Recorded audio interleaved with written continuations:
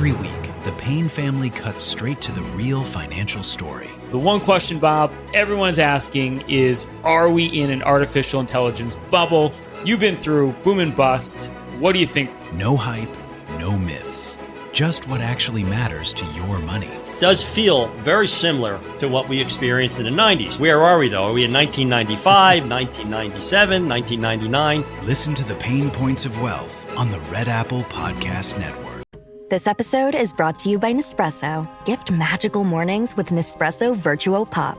Compact and stylish, Virtuo Pop is made to meet every morning coffee craving. From espresso to coffee, hot or iced, at the click of a button.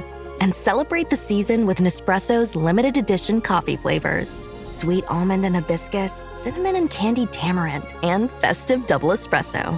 Magic in the making. Shop the holiday gift collection exclusively at Nespresso.com. Sunday morning. Well, the new year is almost here, only 4 days away. With us today is Bonnie Brady, and she is celebrating this Christmas week. They halted the windmills on Long Island, which was a big thing that she was working on. And congratulations, Bonnie Brady, and you saved Long Island, well, at least temporarily. Give us a report on Secretary Burgum's report that they halted the windmills for 90 days, and somebody has to prove that they're safe to continue them, which I don't think they're safe, and I told that to Secretary Burgum. Bonnie, tell us how you feel about it. Hi, John. Thank you so much for having me. It's a huge shout out to Secretary Burgum and the administration, and obviously President Trump, for doing this 90-day pause, and I'm hoping that it becomes a permanent pause, because this is an issue that we have known about, the issues regarding national security and national defense, since at least 2016. They have been long-standing since they first started attempting to build offshore wind in Narragansett Bay. I believe it was in 2006 or 2008. And it was an issue then because, honestly, if you are radar and you have to see through a steel forest of offshore wind turbines, your radar won't work. You've heard me before talk about marine radar looking like spirograph.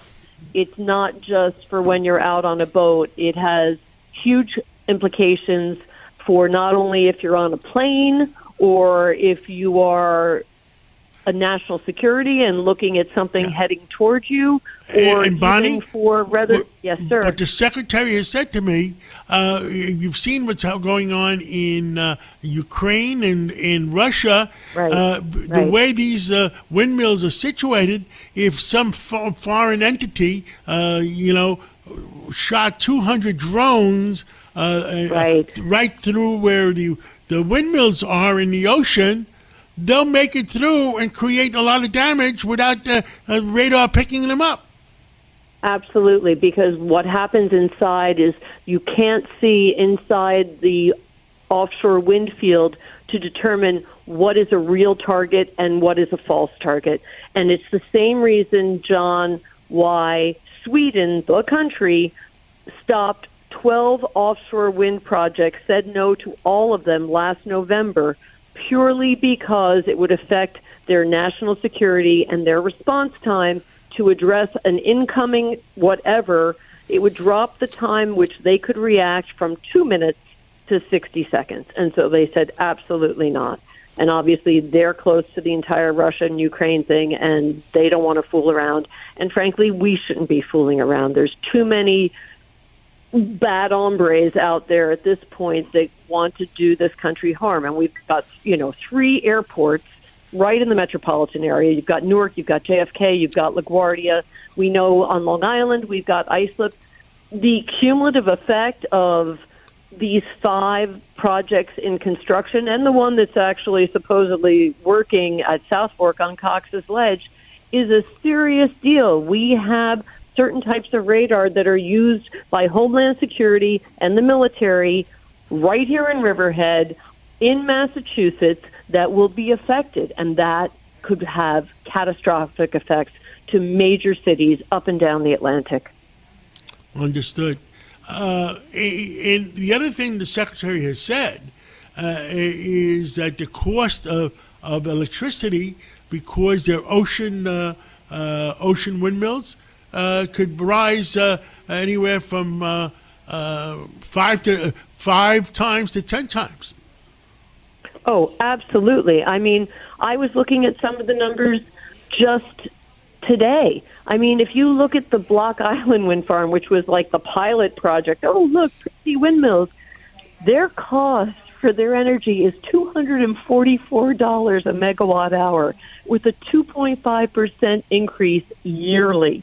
South Fork, $140 a megawatt hour. Revolution, $99. Sunrise Wind, $146, and Empire, $155. So people are getting screwed. Well, they will be getting screwed, and very shortly if these things aren't stopped immediately, and people aren't aware of that. You've got laws put in place. People are, cutting off pipelines, cutting off reliable and 24/7 forms of base load power, which I listened to the Secretary on a news report say a couple of days ago. Instead, they're going at something that costs 4 to 6 times more, plus you have to still have base load on top of it. The costs are going to be astronomical. It's not just a possible national defense, national security disaster. It's also an economic disaster. Well, the good news is it saves your fishermen if the project is shut down, and it saves my whales. The projects need to be shut down, and they need to get all that garbage out of the ocean. I do know, apparently, because the cables have a lot of copper in them, they're worth money to a scrapper, and I'm pretty sure we can repurpose steel in the ocean that's been pounded into the ocean floor. But absolutely, without this effort by the administration, the commercial fishing industry, as it exists on the Atlantic, providing wild-caught, sustainable seafood to millions of Americans, would theoretically be completely harmed to the point where our ports, I mean, we've got thousands of jobs up and down the coast, tourism jobs that depend on it through the summer. That's the whole thing. Everyone's talking about, oh, what about these jobs for windmills? Most of them are foreign jobs that work on those boats. Meanwhile, what about our jobs? Don't our lives as Americans providing food for the nation matter? We are extremely elated at what the Secretary has done and thrilled to death that President Trump has been so forthright about putting an end to this charade. Bonnie Brady, thank you for bringing us up to date, and thank you for everything you've done. You had a great Christmas because of this, and hopefully a great New Year, and we'll catch up again real soon. Thank you so much, John, for the opportunity. Have a very happy New Year.